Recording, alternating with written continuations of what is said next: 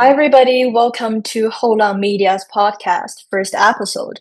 Houlang Media is a media project aimed to promote the cross-cultural communication, specifically between the US and China, through youth dialogue and storytelling. So what we are currently doing is to have conversation with Chinese youth in America and also American youth in China. And in last term, what we emphasize on is media literacy. We're trying to empower the next generation of the media practitioner to learn how to read, how to analysis, consume, and also to produce media critically and responsibly. So my name is Danni Shuai. I am the founder of Houlang Media Project, and I'm also the recent graduate from USC, the University of Southern California. So I'm really glad to have Fang Yuan to join me today. And Fang Yuan is our fantastic intern last term, and right now she is an official member of Houlang Media. So I will turn over to you, Fang Yuan. Could you briefly introduce yourself and tell us about how's your summer going? Hi, thanks for having me. First of all, I'm Fang Yuan, and I'm an undergraduate from Shanghai International Studies University and majoring in international journalism and communication. And I'm quite an extrovert and a sports lover, and I have strong passion for language studying and cross-cultural communication. And for this summer, I am doing some media-related work. I really enjoy my summer break. And currently, I just finished the Houlang Media intern, and we're going to start a new journey this summer. And I am doing an intern in China Daily right now, and my main task is to edit some tech related news videos and some creative short videos. And I think it is very interesting and also challenging because I think we need to we need to improve the video producing ability, because now everyone is just scrolling their phones and to watch the short videos. And also, I'm fully engaging some sport events this week, especially for the American Smash. Sounds great. Even though I'm not a sport person, but definitely we did a lot of videos on sport diplomacy and interview with the athletes. And yeah, you mentioned that you're currently doing the video projection and interning with China Daily. So, like what we always talking about in the current society, when we talking about the news consumption, we mentioned the attention economy, right? So Mhm. frankly, I'm not a person that usually read the news from the New York Times Mhm. or Wall Street Journal, like the long articles. I'm the person like my peers to just receive the information from the social media, like the Mhm. fragmented piece, like Instagram, WeChat, and some short videos, TikTok, so on and so forth. So I'm curious about from your perspective, or how do young people around you usually access or engage with the news, especially the foreign news? Yeah, and I think there a lot of young people in China nowadays. They really like to access and engage with foreign news. And for example, like in China, there are different kind of social media platforms like Douyin or Note. And on these platforms, there are a lot of content with foreign news, and a lot of people they like to make these short videos to comment on some social affairs or foreign news, especially those from developed countries. I've noticed that, especially during the U.S. Presidential election period, or like these days with things with tariff or Elon Musk, they're very popular, and a lot of people they share their views on these platforms, and they make short videos, and a lot of people and they write comments on these platforms, and they also become something that we are very frequently discussed during our lunch break. Yes. So, because you're an international journalism student, so you're not only the consumer or the audience, you're also the producer. So, um, what make you different from your peers who probably study math, study computer science when you Mhm. consume those news? Do you feel like you're more cautious or you're trying to be objective or keep your journalism ethics like that? Yeah, it definitely because when you learn these things and they become like when you consume these kind of news and you have awareness of some like news values or different structure or narratives or storytelling, especially when you go on to these social media platforms and you know that some content are not made by a professional journalists. So maybe for me, I will pay special attention uh, to remind myself that it might not be true, and I need to stay calm because we. I have learned these kind of things, so I sometimes I need to remind myself. And apart from that, I think another thing is that I think the source for me, apart from social media platform, and I often go to official media platform or mainstream like BBC or the New York Times or the Wall Street Journal because sometimes we need to do the homework. Like for me, I need to translate some foreign news to China, so it is a must. One of my classes called New Media Literacy, and we need to grasp like foreign news or global news in class, and we share with each other what our attitude toward these issues. Hmm. Yeah, you mentioned about the media literacy. So right now, you being cautious and trying to keep informed with some mainstream journal like the Wall Street Journal, New York Times. So the like in this occasion, I think media literacy play a role, right? So um, I'm curious about like because I took a class last semester and it's called Navigating the News in the Digital Age, and what we discuss is the media literacy. So from the digital literacy, AI literacy to some everyday literacy. Um, so um, I'm curious because I never experienced the Chinese college education. So do you think there's a difference? I assume there's a difference when you receive the news literacy between in the China context and the US context. I think this course is quite theoretical, and because we learn a lot of communication theory and like framing or the gatekeeper, this kind of theory, and also some history, media communication history, and some studies. And also, we what we did most is that we discuss a lot of societal issues, I think, and we just discuss these kind of issues and media roles. It's not about just narrating or news writing. And also in news writing class, and we also mentioned media literacy. It's about like I know that in US and there are different kind of media like on CNN or the Fox News, and they may have a different position from the political perspectives. So we may just identify their patterns, and sometimes when they just write something, I think there's a prime example. Like in China, there's a phenomenon called academic pub. It's that a lot of people they're gathering in a pub and they're sharing views about academic topics.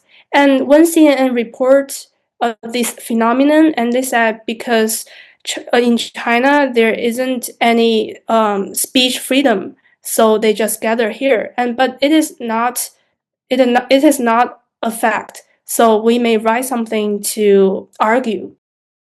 We just touch a bit on AI, and also you're talking about you're helping with the China Daily to do something on the technology.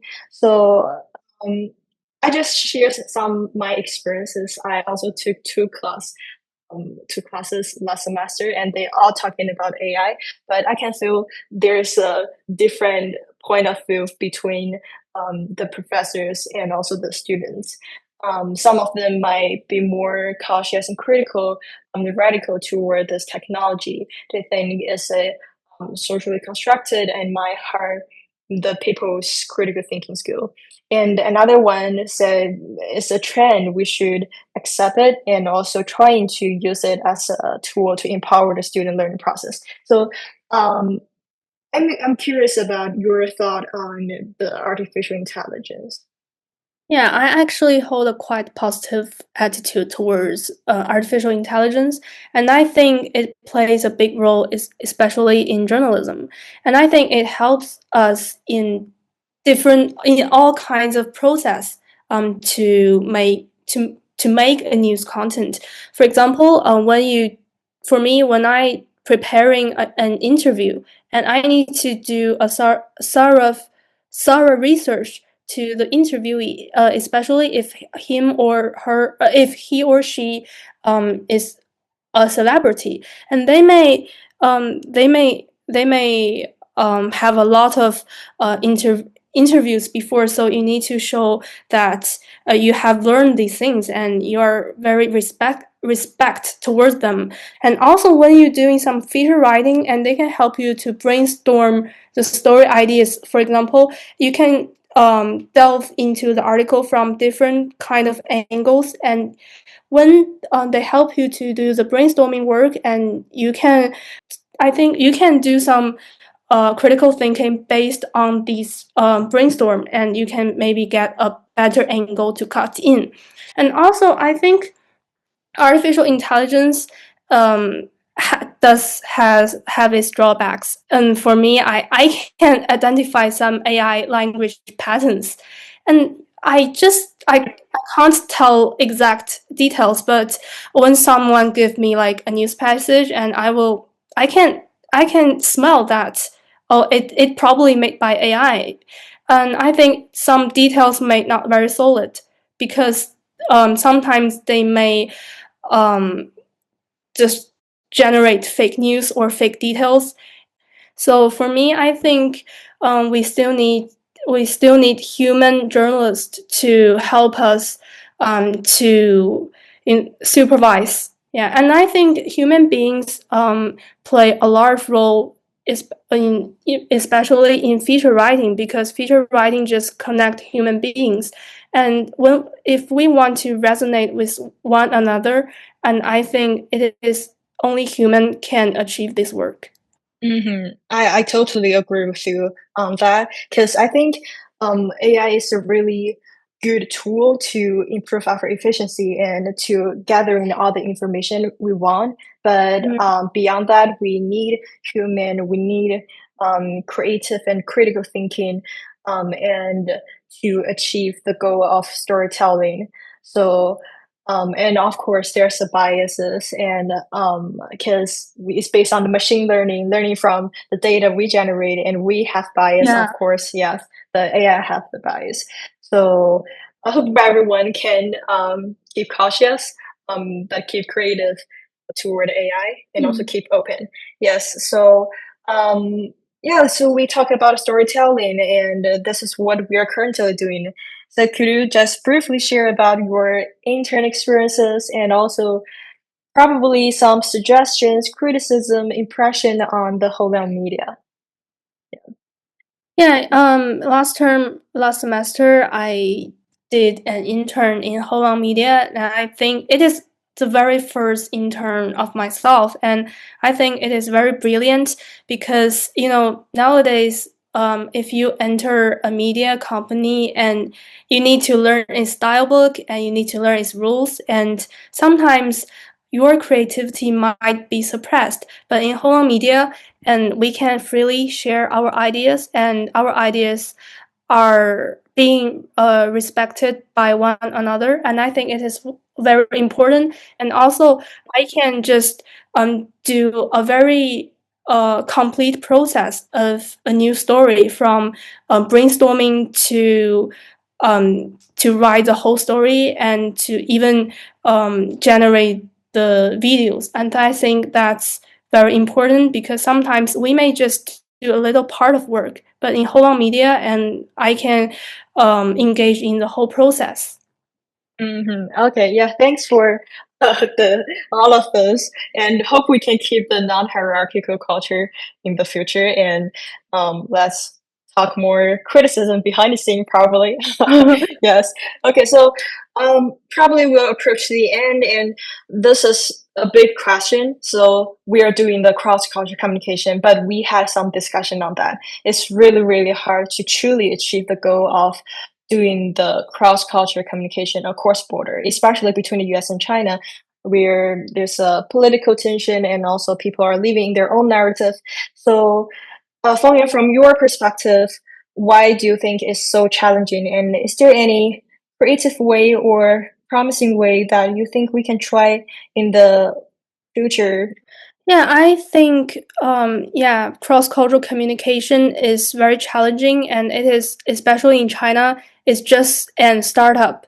So we're just in an exploring stage, and because I think that when doing cross-cultural communication, is between two nations, at least two nations, and there must be a superior culture and inferior culture. And when they connect or communicate with each other, the superior culture may show some bias or superiority towards the other one. So maybe in some superior culture, people may show some ignorance towards inferior culture. They just don't want to get to know the other because they think they're superior. Another problem is bias and stereotype because they have this stereotype, so it is very difficult to break this stereotype. They may think that it is not true, it is fake, and it is like propaganda. So they just don't want to access to the information, and I think it is um, hard to break because they just don't want to access the content. Um, I think this is a big problem, and I think one way to solve maybe resonating with each other, but it is very difficult because you don't know what for a special nation what people are interested and how to resonate with them. And what is even more challenging is that you want to produce something that is accepted by the whole world, which is the universal human interest. I think it is very challenging because it is very abstract and it doesn't have any clear answer. So it is something we need to keep exploring, and it is keep challenging. So I think that's very difficult. And also, I think especially in the digital age, algorithm plays a role. And for me, and I do some research on why Chinese mainstream is not effective enough, especially on the global media platform. And I think their content are not accessed by many people because they are just controlled by algorithm. And I noticed that for these videos, these contents, a lot of comments are Chinese, even though they're on the global media platform, but they are not accessed by the whole world, and it's mainly noticed by Chinese people. So I'm just curious that although it is not on Chinese social media platform and it is not targeted to Chinese, but they actually just get Chinese people's attention, and I really don't know why. But I think algorithm maybe play a role because I think sometimes they may just,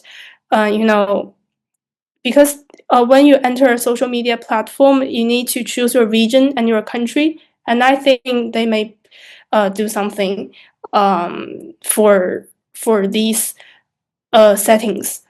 And in this year, I also see some very uh, good progression. And we know that I Shall Speak come to China this year, and I think it is very excellent example of how to improving our cross-cultural exchange. And because we know that I Shall Speed is a big influencer on YouTube and he got many fans. And when he come to China, he did some live stream and produced some short videos.